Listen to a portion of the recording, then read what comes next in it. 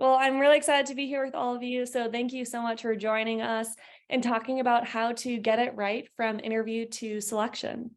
And actually, I want to start off with a quote to get us started on highlighting the whole reason that we're here today. And it's a quote from Jim Collins. If you've read his book, it's called Good to Great. Highly recommend it. The quote is, "The ultimate throttle on growth for any great company is not markets, technology, competition, or products. It is one thing above all others, the ability to get and keep enough of the right people." And the right people that Colin is referring to is not just the individuals with the skills or the right experience, but also those people who share the company's values and also the mission, because they're the ones who are way more likely to work with you in reaching similar goals and ultimately help your team achieve success. So some of the information today, it might be a refresher for some of you, but I hope all of you walk away having learned just some additional best practices to implement with your own team throughout your talent acquisition process. And also after today's webinar, I will be sending out the presentation as well as the recording today. It is pretty content heavy, especially in certain points. So feel free to take notes, but I will be sending you out the presentation so that you have that to look back at. So what we'll be walking through today, we have three key main objectives here. And I'm sure a lot of you have experienced this really tight, tough talent market this year. And that's why it's so crucial to really implement a enjoyable candidate experience, an experience and a process that's really easy for them. And it's going to help you attract more top talent in this market, which will help you decrease candidate fall off throughout the whole process. And then also to help you elevate your hiring practices means understanding interview compliance. So that's going to help you eliminate some risk, and we will cover what you can and can't ask during an interview. And then lastly, we'll discuss how to create a successful interview process. So we will finish with reviewing Topgrading. And this webinar is by no means to make you become the interviewing expert, but my goal for all of you is that you're walking away from today with some actionable items. You are able to pick and choose, you know your team best. So pick and choose what is going to work best for your talent acquisition team. But throughout, we're going to cover best practices that will help you increase applicants, decrease candidate drop-off during the application and interview process, and help you make better hires. So with that, I believe I know most of you on the call today, but for those of you who I don't, I'm Sarah Hall. I'm our Director of Talent Solutions here at Hueman. So I help lead our consulting services, and I help implement talent acquisition best-in-class ecosystems. I've been in recruiting and the staffing industry for over 5 years now, consulting on implementing things like tech stacks or best-in-class TA processes. And I'm really passionate about educating others. I geek out on that. So I'm actually excited to walk through interviewing with you all today. I'm also really grateful to have Charles join us here. He is our VP of Great Employment Experiences for Hueman, and he joined Hueman back in 2019. And that's after serving 27 years in the US Navy as a Fleet Marine Force Corpsman, and then retiring as a Command Master Chief. And he's been in HR for over 21 years, well, at the military as well as Hueman. So he has some incredible experience, and that's why I'm excited to have him help me walk through compliance today. So thanks, Charles, for joining us. All right, so to get us started, I want to start with a quick poll question. I'm curious what your biggest recruitment challenge is. So if you can go ahead, pull out your cell phone and text 2233, type out Hueman, send that in. And then I want you to go ahead and let us know, what is your biggest recruitment challenge? If it's quality of candidates, text us A, quantity, B, C, D, etc. Now, you might want to choose all of these. From what I hear from a lot of my clients is it is all of the above. But if you had to choose one of these, what would that be? What is your team facing in this, this market right now in the last year? And Courtney's going to be gathering that information for us. Right now, it's looking like 100% on quality of candidates, but we'll wait for some others to come in. Give that just another moment here.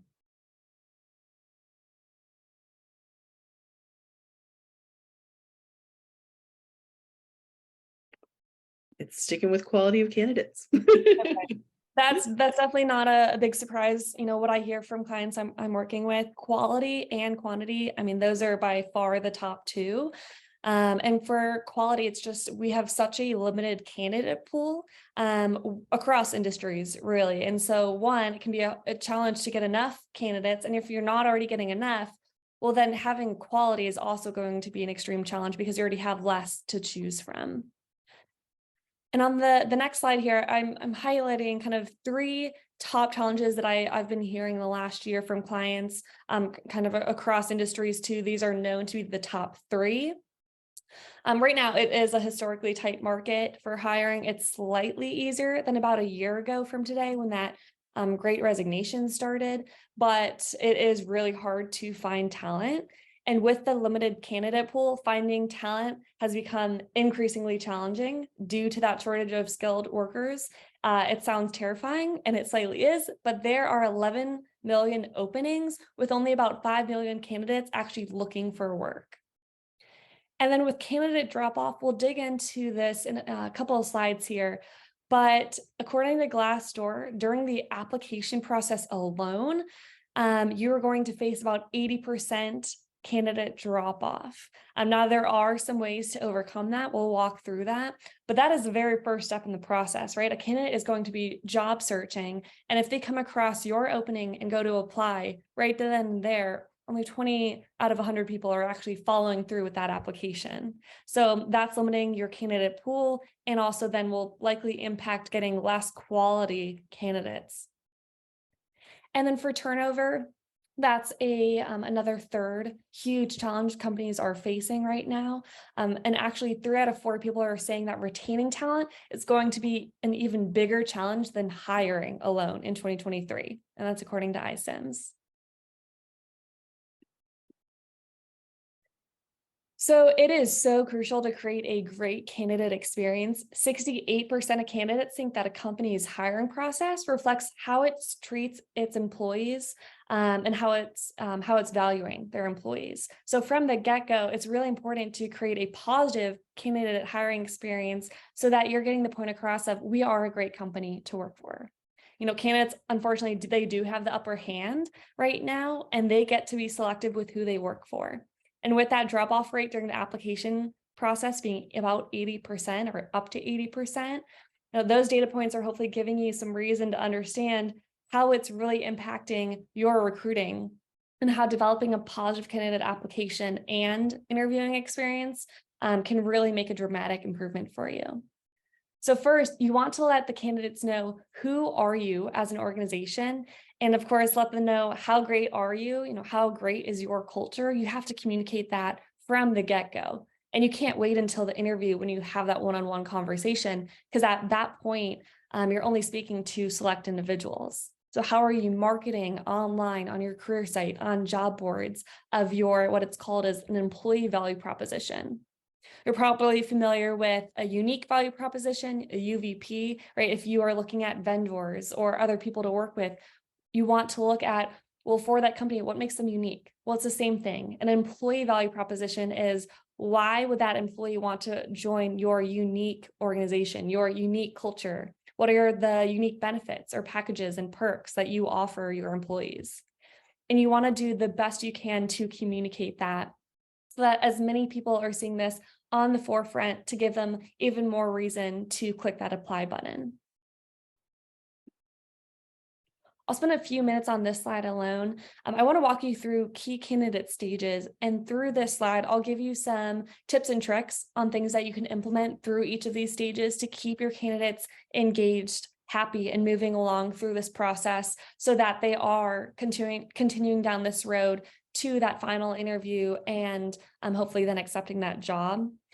On the following slide too, I included some notes, again, so you can look back at this presentation and you don't have to scramble to jot down all of my notes that I'll be walking through here. But candidates are typically really stressed, overwhelmed, hopefully excited during the interview process, but it is your job as an employer to help put them at ease from day one. And that's the moment, and it starts with when a candidate searches online. So that's stage one, is candidates searching for a plumbing position or an admin position or whatever it might be. And that is your first opportunity to communicate your employee value proposition, making sure that you're marketing and communicating why that individual would want to join your team so that they do move forward to that stage 2 of actually then applying. And for stage 2, it's really important to ask yourself, what kind of application experience have you created for your candidates? I was leading a workshop yesterday with CEOs, and I asked them to take 2 minutes to go online, pull out your cell phone, and apply to a job opening. Think about if you're a candidate, what is that experience looking like? I recommend taking a look at your application length. It should not take more than 3 minutes, 5 minutes max. But ideally, you are implementing Easy Apply on Indeed. And then what is your recruiter's response time? Now, one quick thing with Indeed, I'm sure many of you or all of you have noticed just how hard it is to truly understand how does Indeed work? What kind of ad money should I be spending on each opening, et cetera? Well, one quick thing that you can implement to make immediate improvements is turning on that Easy Apply, because with Indeed, what they've moved to in the last year is the first 8 to 10 job openings that are listed are those that have Easy Apply. Indeed wants candidates to apply for as many jobs as they can. That's how they make their money. And so if you're not an organization who offers Easy Apply on job boards, well, you'll probably be on page 2 or 3, and a candidate is going to have to look harder to find you.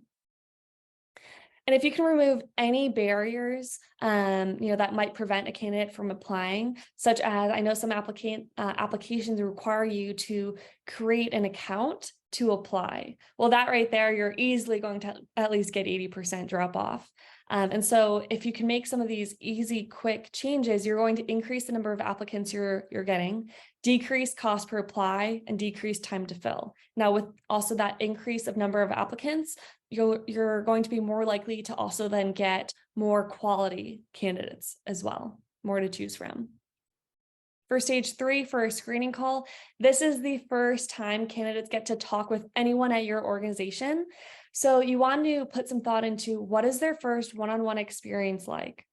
It is the recruiter's responsibility to make sure that they are setting the right expectations. That's talking about, is there salary alignment? Do they really understand what the hours are going to look like? And if it's a labor intensive job, well, be honest, communicate that, because you'd rather be honest and make sure that there is that fit and alignment on both ends from the candidate as well as yours, so that they're not dropping off later in the process or creating more turnover and maybe dropping off a month into the job itself. And after the screening call or at the very end of that call, if there is going to be an in-person interview following that, make sure that the recruiter is sending a follow-up email of information of things like what to expect for that in-person interview or virtual. But if it's in person, send as much detail as you can. Where should they park? What should they expect? What is the time commitment going to look like? Who are they meeting with? Give them some detail, one that's going to help put them at ease, but also just create more of a seamless process. Now, for that interview, whether it's in person or virtual, we do have a whole section of today's webinar on this. So I'm just going to mention a couple things here. But if it is in person, this is an opportunity. If you have a front desk assistant, get them involved. Let them know that morning, hey, you can expect that Charles Slayton, he is coming into the office at 1 o'clock today. He's interviewing for the sales role. Make sure that he feels welcomed. People love hearing their name. So if you're a front desk assistant, or if it's the hiring manager meeting them at the front door, say something like, hi, you must be Charles, here to interview for the sales role. Can I get you a coffee or a glass of water when you wait? And also, whoever the interviewer is, it is especially crucial for them to make that candidate feel comfortable and build that genuine connection from the get-go, so that you're helping them relax. Because the more that they are relaxed, you're going to get them to be more talkative and open during the interview. And as the interview, the more that you can share about yourself from the moment they arrive, that's going to get them talking as well. If you have the time, if they are coming in person for the interview, give them a quick tour of the office, give them more time to accumulate. Now, I recommend spending the first 3 to 5 minutes on just talking, on getting to know each other and building that connection before digging right into the interview questions. This is also just going to help them open up and give them time to relax. And then lastly, at the end of the interview, be sure to communicate when the candidate can expect to follow up and hear from you about if they have the job or not. Best practice is 24 to 48 hours, but in today's market, with it being so tight, that candidate likely has applied to a handful, a list of other jobs. They're probably going to an interview the next day or later that week. They are on a timeline as well. So if you already know that you want to hire them, don't hesitate to follow up just hours after the interview to let them know that they have the job. You want to act quickly on anyone that you think is the right fit. And also, if they are not the right fit, that's okay, but don't burn any bridges. Maybe let them know that you are moving forward with another candidate, but that you really enjoy getting to know them. You think they have some great experience, and you want to keep them in mind for other roles in the future, so that you're going to keep their resume and stay in touch. Now, I mentioned communication during this stage, communicating when they can expect to hear from you. Communication is key throughout this entire process, and that is both the recruiter's and hiring manager's responsibility. You always want to at least give a notification 24 hours in advance. Hey, just a friendly reminder, we are so excited to have you in for the interview tomorrow, or even before the screening call. Make sure that you're getting them engaged and keeping them involved throughout the process. I know I covered a lot of information on that previous slide, walking through those stages, but I listed some of these key actionable items out, what you can adopt in each of these stages. Well, one, make sure that you're marketing the positives of working for your organization. That's listing out your benefits, any information on your company culture. Maybe that's including a employee testimonial or accolades. Make sure that you're also creating a positive application experience to decrease that drop off. So eliminating any roadblocks, making sure is your application mobile friendly, and is it really easy and quick to apply? And then for that screening call, for the interview, make sure that you're making them feel welcomed. You are communicating throughout the whole process, as well as those next steps thereafter the interview. Now with that, I'm going to go ahead and pass it off to Charles. He's going to walk us through key employment laws, protected classes, and then what you can and can't ask during the interview. And also, the reason we're covering this is because having a fair and objective interview and also hiring process is going to help you decrease bias, which is going to help you ensure that you're hiring the best candidates for the job. So with that, I will pass it off to you, Charles. Thank you, Sarah, and thank you for the kind introduction. Hi, everyone. My name is Charles Slayton. I'm going to go over real fun HR stuff with you right now. I just want to make sure that everybody that, not only we're sharing best practices and on interviewing candidates, but that we're remaining compliant when we do that, right? So I'm going to go over, again, some do's and don'ts and some things that you need to take note of when you do have a candidate in front of you. So the first one, so we've got employment laws. I just kind of want you to take a look at this real quick. Some interesting stats I want to throw your way. So the Equal Pay Act. This is interesting. So you got your KSAs, knowledge, skills, and abilities.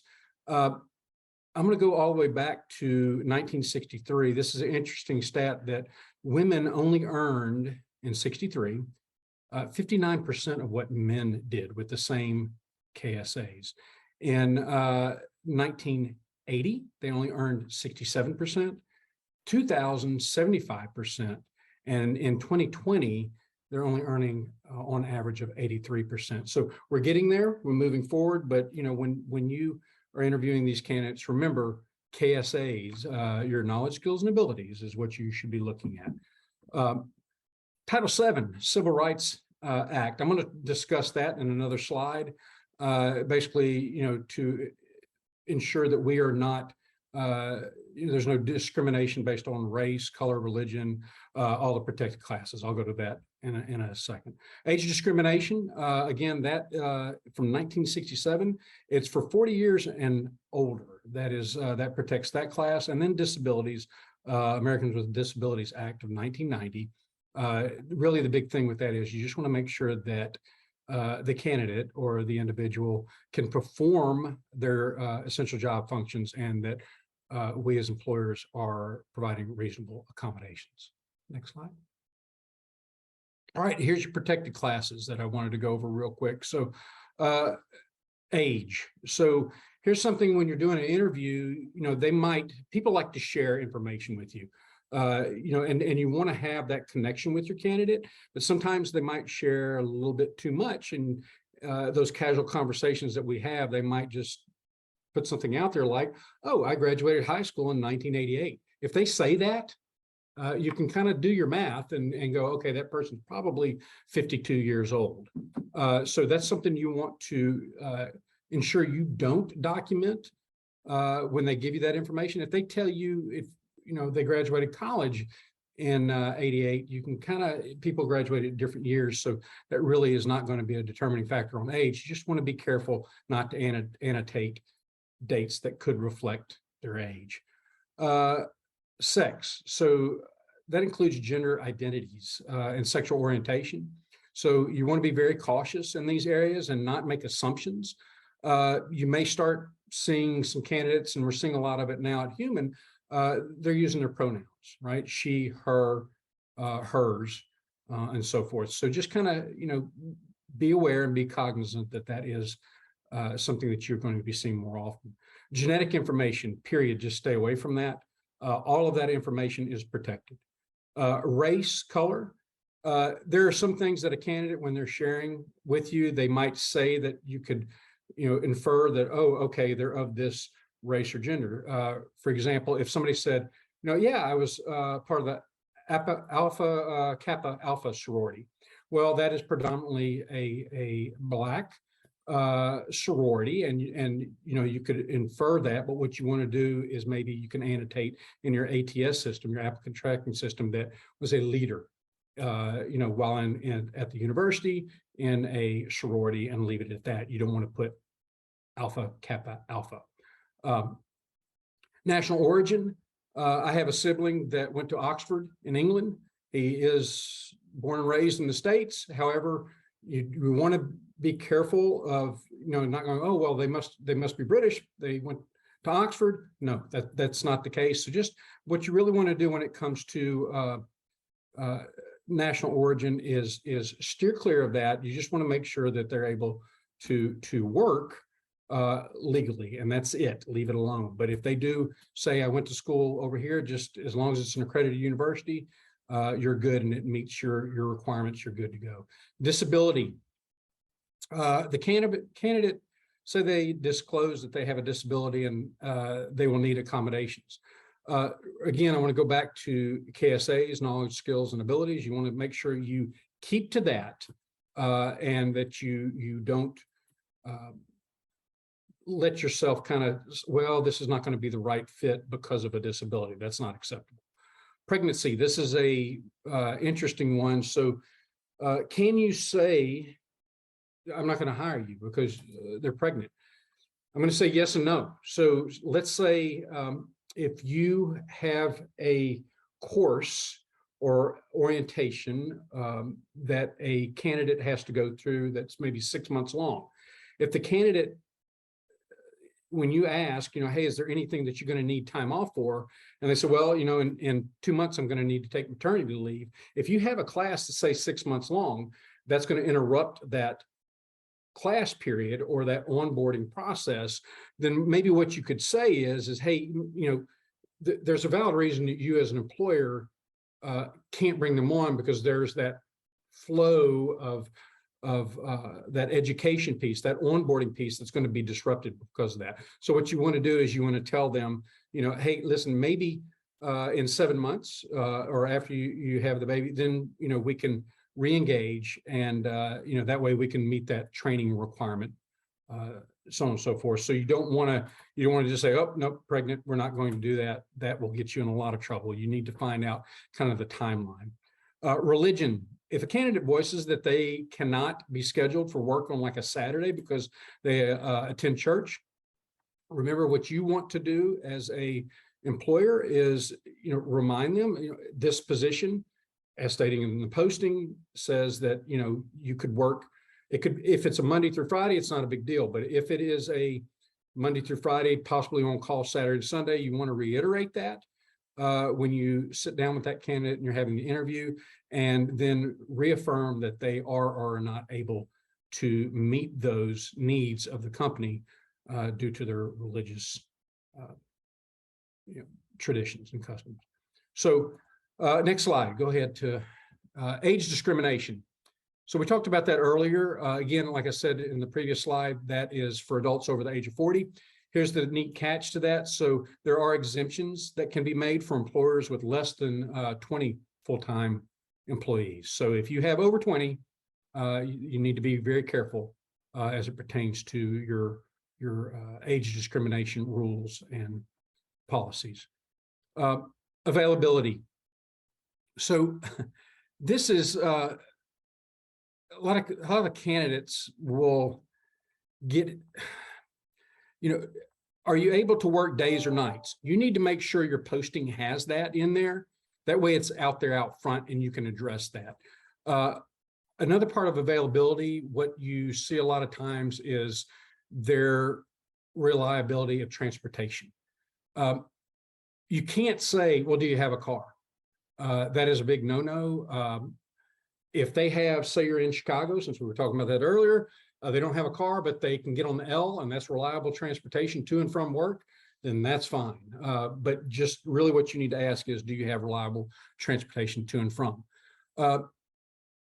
Do not ask them if, well, you have a child, what are you going to do about that? That will get you in a lot of trouble. So the biggest thing is just to stick to, remember, these are our work hours. Are you going to be available? And do you have reliable transportation to and from? Origin, asking about other languages, a lot of times is great because we want to know. Sometimes that is what we're looking for, is somebody who's bilingual. They maybe speak Spanish and English. Maybe they're a phone operator and that's what you want. That's okay. But just leave it at that. Are you proficient, at a different language that you're in need of? Go back to the disability and pregnancy. Even if a candidate, it's obvious that they're pregnant, it is never, ever acceptable to ask any question about this subject. You just, like I said earlier, need to describe the job and then ask if they can perform all those functions of the job. Family status. You need to ask all candidates about outside commitments, not just, well, let me rephrase that. Asking about outside commitments, not just relationships, can be seen as discriminatory. So, you don't want to, well, if it's a custody thing, you don't want to ask about those type things. If it's a 50-50 custody with a child, their family status, because that will get you in a lot of trouble. Are you married? Are you single? Any of those things can get you in some hot water. So you just want to steer clear of that. Organizations, that's another thing that you need to be very careful of, that could be seen as kind of like a proxy question about race, age, financial status. I'm a member of this club, right, out in town. That could be, have a preconceived notion that, okay, they're of this financial status and maybe I'm going to ask less, or I can't afford that person. You want to steer clear of those. Okay, Sarah, next slide. Yeah, and real quick, just a couple of things I want to add here. With family status, I oftentimes get asked about this because it's hard, right? I was just talking about the candidate experience. And if they're coming on site, or even if it's a virtual interview, I mentioned trying to get them to relax, create conversation, get to know each other, share some information about yourself so that they do the same. It can be a hard balancing act because, you typically start off saying, oh, tell me a little bit about yourself. And someone might immediately go to, oh, I have 2 kids, whatever it might be. That's okay that they are choosing to share that with you. But something I wanted to add in here was, be careful what you're taking note of. So a lot of clients have an applicant tracking system, or if you don't, that's also okay. But as interviewing, ask yourself, well, one, how are you taking notes, whether it's on paper or through your applicant tracking system? Just take note of what is applicable to the job. Always relating it back to, do they meet, these requirements, these minimum qualifications, whatever it might be. And one last thing with that too, whatever you're taking note of, if you don't want it said in court, do not write it down. For example, they might not be a culture fit. That is okay to say they do not align with our company values. That's what you would want to write down instead of, they were rude and, whatever kind of notes you might jot down after that. That's not the kind of thing. That's where you might want to pick up the phone, call the other hiring manager or the recruiter and, have that personal communication, but not necessarily document it. Awesome. Thank you. All right. So considerations. So if a candidate shares with you some information that falls in that protected class, I'm going to go back to KSAs, always your KSAs, knowledge, skills, and abilities. That's what you want to stick to. If you choose not to proceed with the candidate, I'm going to give you a couple examples of acceptable reasons to decline. It could be that they just don't meet the qualifications. Say it's, education, level of education, accredited institution or not.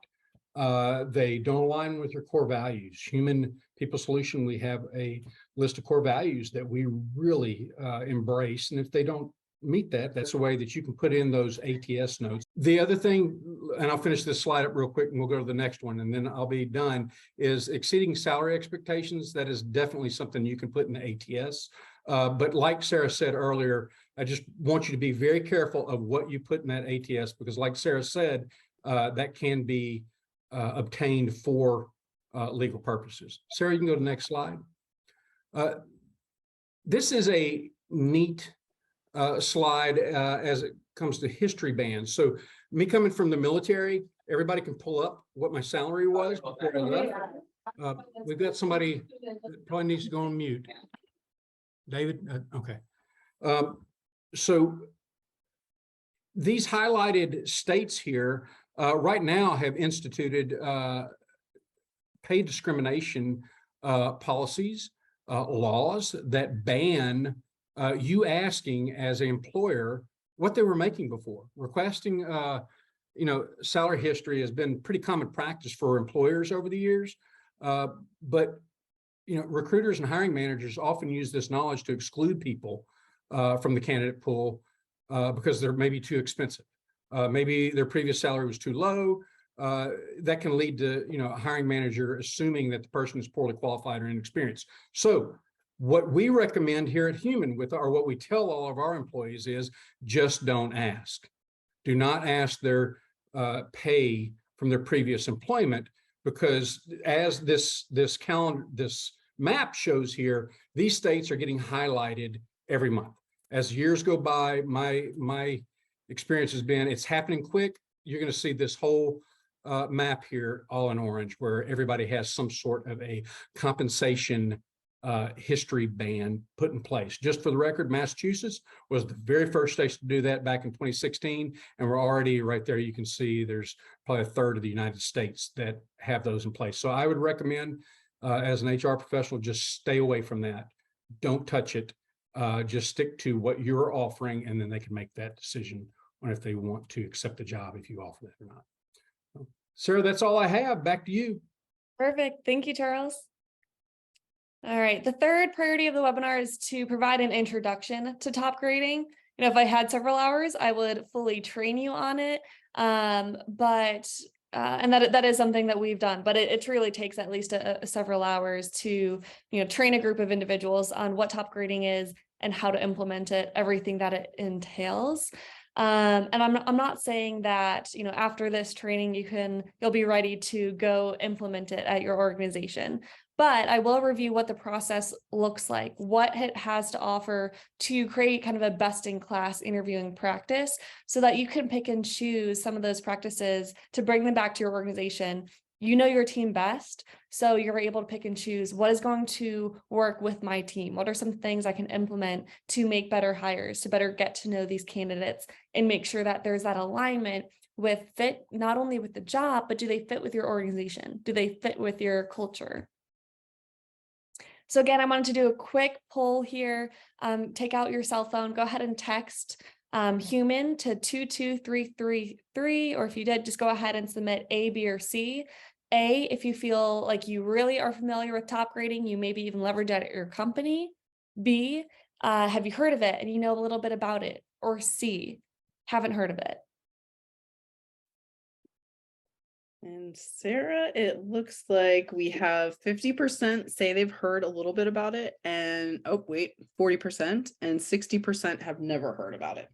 Okay, perfect. Well, let's just start off then. What is top grading? So it's an interview methodology that's designed to help organizations identify just top performing candidates. It's a more comprehensive and also structured approach to the hiring process in comparison to kind of the typical interviewing methods.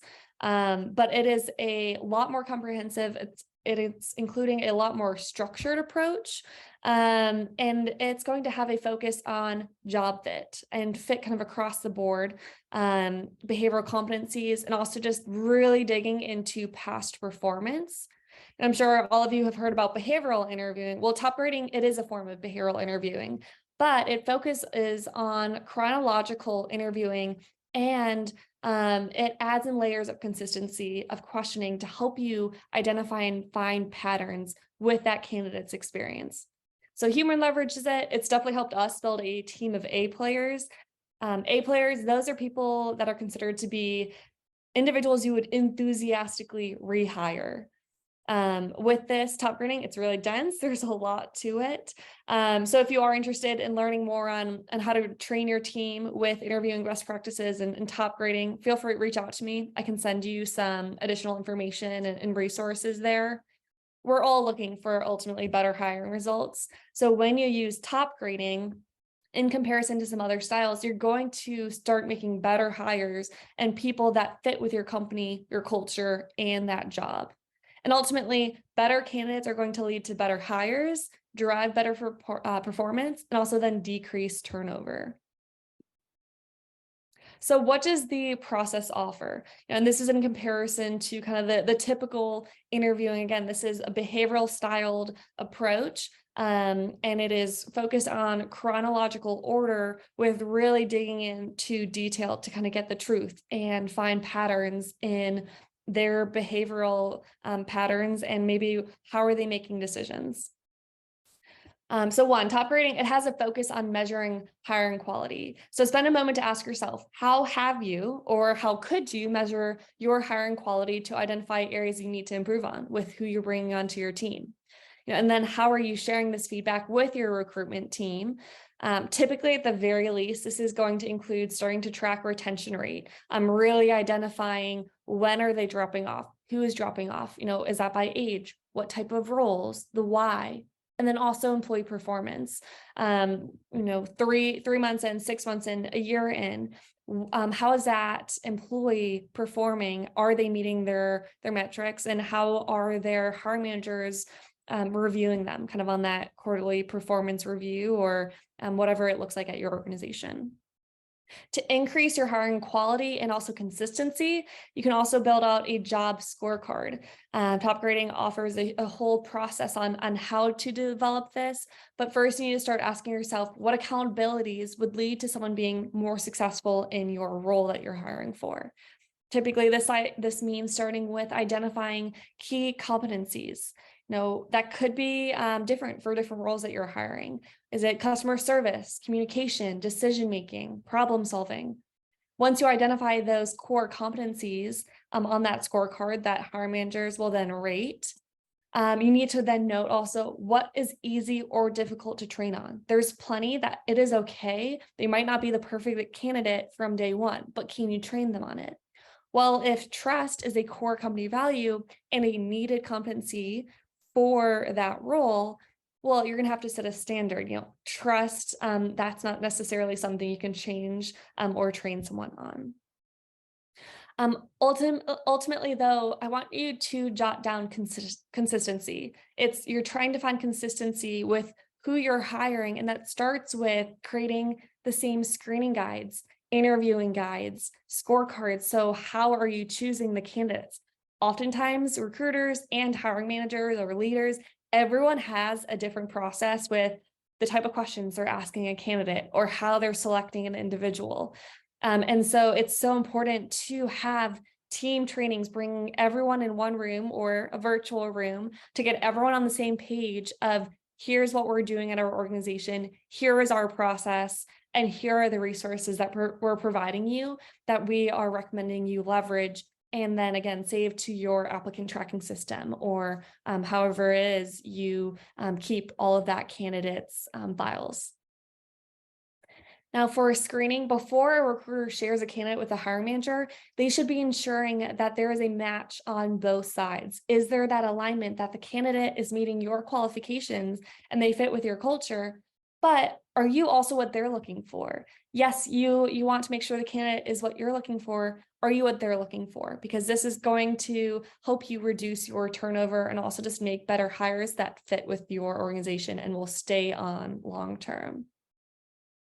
Through top grading, you're going to better be able to identify competency patterns. So start in their education years. The purpose is, this interviewing style is to evaluate and review the history of successes, failures, how they're making decisions, why they left previous jobs. You want to start to see what are those patterns over time. For example, you always want to ask, if you're going through the previous 3 job experiences, oh, well, why did you leave this job? Okay, you talk through the next one, their highs, their lows, understand what they did. Oh, what made you leave that role to the following?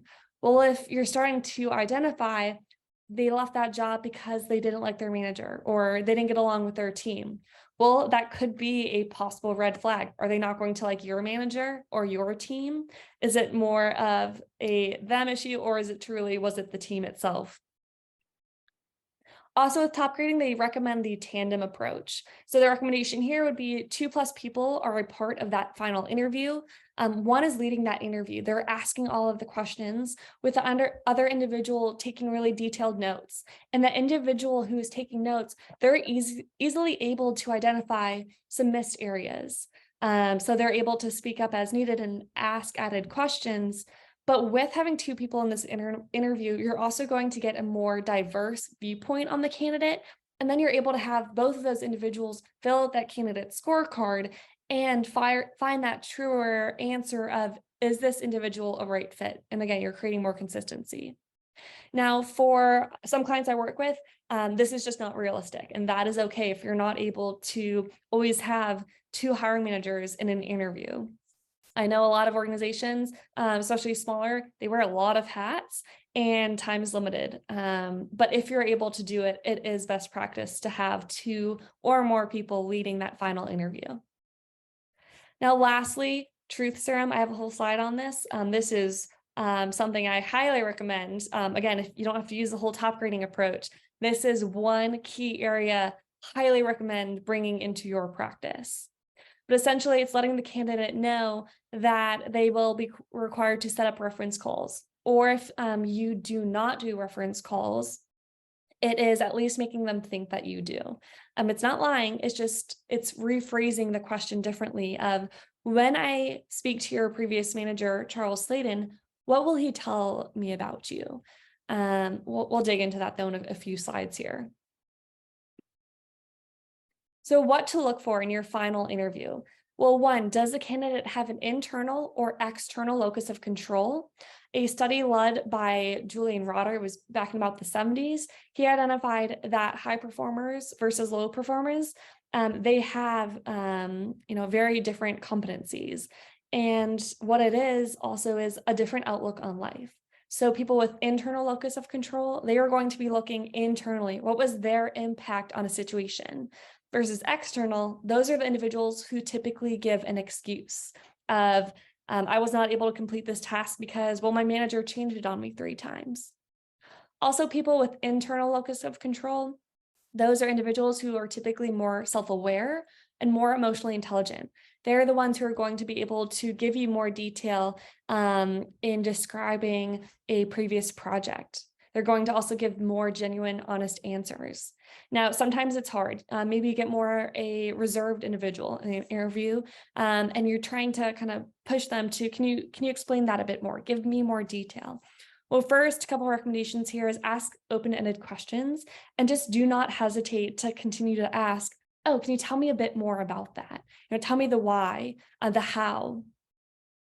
And then with this too, just lastly, when you are asking for examples, this is kind of a potential red flag area. If they're not giving you enough detail, you might be asking yourself, were they really the individuals who completed that task? We all know that people lie on their resume all the time. People lie in interviews also all the time. So what are you doing to try and prevent that and getting as much detail as you can?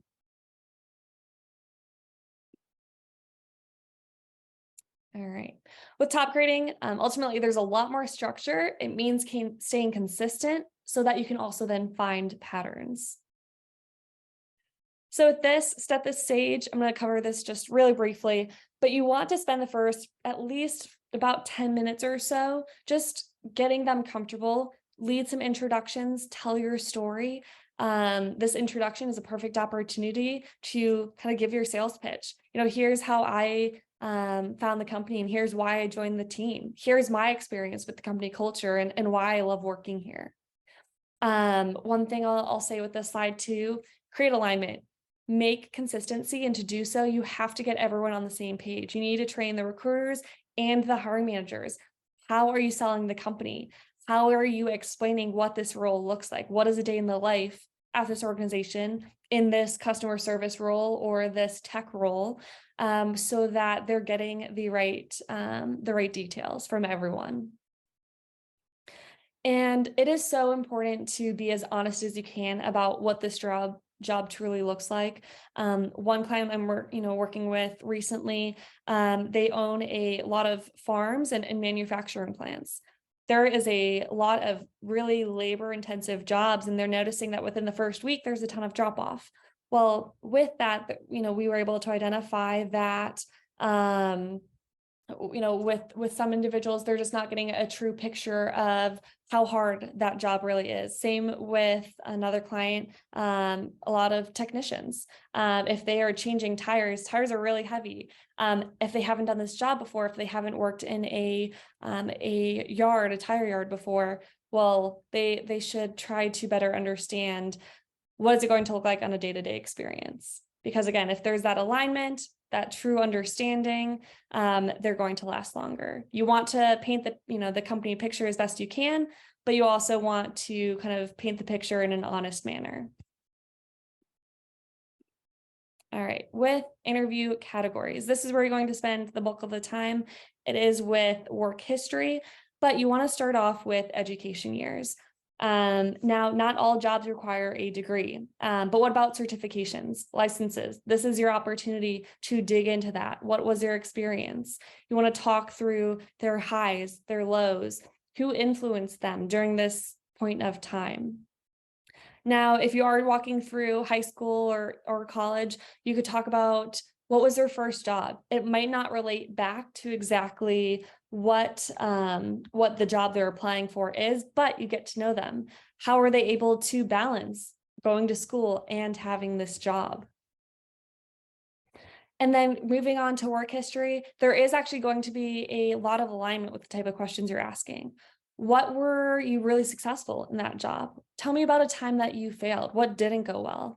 Their highs, their lows. Why did they leave that job for the next job? What did they think about their manager? What would their manager say about them? And what you're trying to do is really understand their behavioral patterns, the way in which they're talking about their highs or their lows. When it comes to their lows, do they have that external or internal locus of control? Again, with the reasons they left, that is a key area to really try to identify any red flags to decrease turnover once they join your team. If they left because it was too labor intensive or because they didn't have growth opportunity, learning opportunities, well, is that something you can genuinely, truly offer them? And then this kind of also goes along with planning for the future. What are your goals for your next job? If you come on with us, what are your personal goals? What are your long-term goals? Making sure that there is that alignment of what they're looking for, not only now, but also in the future, so that you can try to think about, all right, is this something that we're able to provide them to make sure that they will also be happy and successful with us? All right. I know we're coming up on time here. We just have a couple slides left. The threat of a reference check. This is where truth serum comes into play. So a lot of interviewers have typically asked, what would your previous manager say about you? Well, if you have ever asked that question, you have very likely heard the response, hardworking, or I was a loyal employee. That is not the type of response you're looking for. A lot of people probably say that they are hardworking. I'm sure that I have probably said that during a interview in the past before. But that's not going to actually help you. So how can you rephrase it? Again, whether you actually conduct a reference check or not, doesn't matter. You still want to ask some of these questions to better understand them, better understand kind of their behavioral patterns. So you could ask something like, well, first you want to ask, what was your previous manager's name? Oh, Sally Smith. Okay.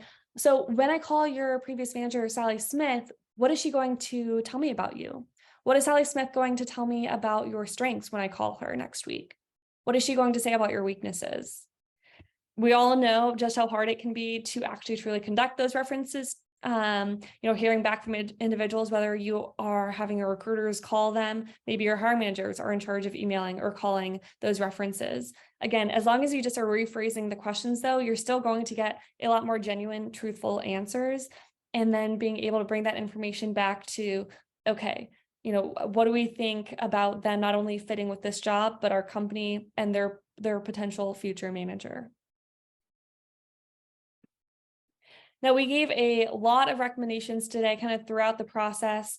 We still stay high level though. This was our webinar. This is a training that oftentimes starts with a 3-hour training with hiring managers and our recruiters. So this is really condensed information. If you were to walk away, here are what I would recommend 3 best practices to adopt. These are fairly easy things to adopt that are going to give you more an immediate impact on your hiring practices, getting more candidates, getting more qualified candidates. Well, one, to get more increase your quantity of candidates, create a positive application experience, making sure you're eliminating any roadblocks. It's mobile friendly. It is quick and easy for candidates to apply so that you're at least just getting as many people to that next stage as possible. And then you also want to ensure that there is alignment between the candidate, the opening, and your organization. Now, this should start during the screening phase from the recruiter, but also carry through in that final interview with the hiring manager. Also, one last thing kind of relating between number 1 and 2, as far as quality, if you're getting too many candidates, I haven't heard that is a big challenge for many people, but if you're getting too many applicants, well, maybe you start implementing pre-screening questions through your applicant tracking system to make sure that they're meeting the bare minimum qualifications. I would typically limit that to 2 or 3 if possible. And then lastly, seeking to understand the candidate's background in detail. To do so, both during the screening and especially the interview, ask open-ended questions. Create consistency with the questions you're asking and identify those patterns. Again, create a screening guide, creating an interview guide, making sure that all of your interviewers, recruiters, and hiring managers are asking these same questions and taking the same sort of notes. And then practice that truth serum to get more honest answers about what previous managers, what will they actually say about them. So we still have a few minutes here. So go ahead and take yourselves off mute. We'll get to questions here in a moment, but I first just would love to hear from a couple of you. If you had to choose one thing from today to implement and take back to your team, what would that be? Is it adding easy apply to your application? Is it adding in the truth serum?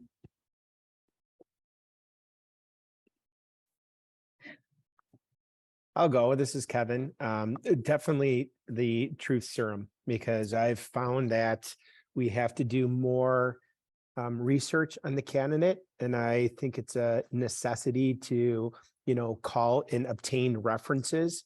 And I like the approach about asking the candidate for their manager's name and circumventing and going back around the back end and how to get that specific reference and being able to contact their previous employer. Yeah, Love it. And with that too, I even know a lot of hiring managers just start off with, if you're talking about one experience, what was your manager's name? Oh, Sally Smith. Okay. What's her number? Can you pull out your cell phone and give that to me? And then ask the question, okay, so when I call Sally Smith next week, what is she going to tell me about your strengths and your weaknesses? And that right there, that gives you, a pretty full picture typically. How about one or two other individuals? And then I want to make sure I get to some questions. This is Jessie. I'll second what Kevin said, but I really think it's neat how phrasing is everything. So even back to what Charles was saying with what you can and can't say. So just being very mindful how you phrase questions overall. Yeah. Yeah. Thank you, Kevin and Jessie. Well, let's go ahead and wrap up with questions. I know we're on time here, but what questions do you all have for Charles or myself? I have two questions. I'll be really quick. The first one, I'm assuming it is okay for us to ask a candidate what their salary expectations are. I mean, obviously, I know we do not have to go back and, hey, what did you make previously? But, for this particular position, what are your expectations in terms of salary? That is absolutely okay.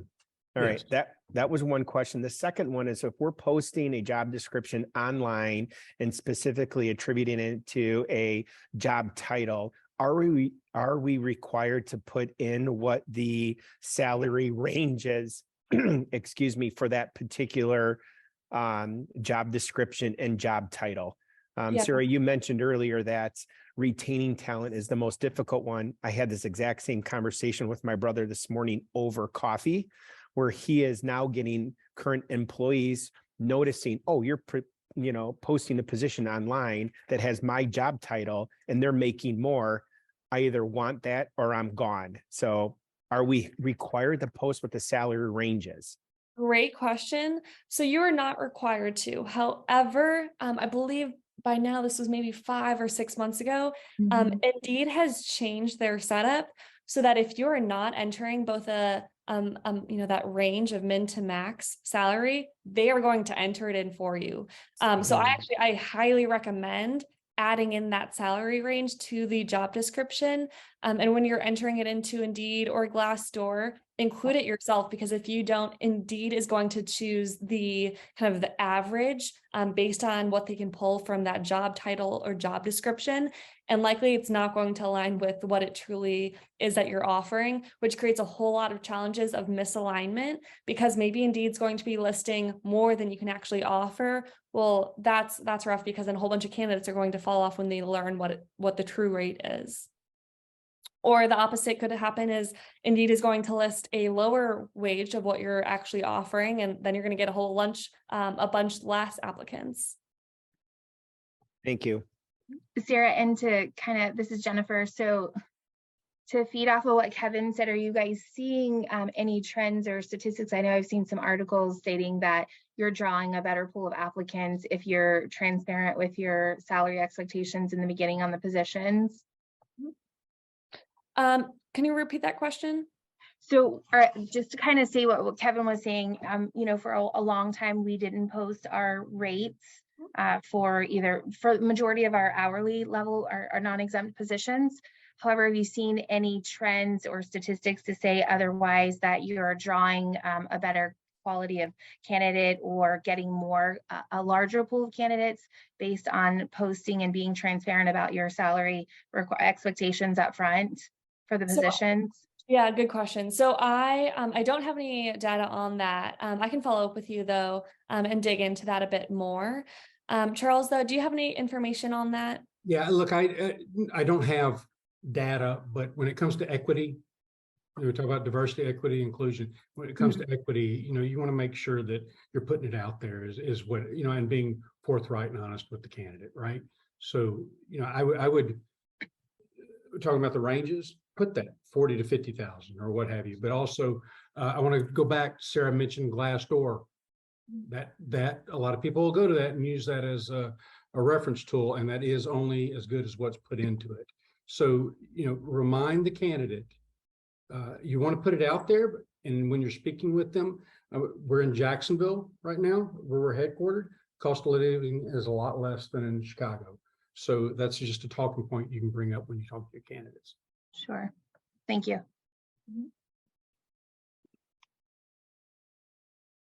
Any other questions?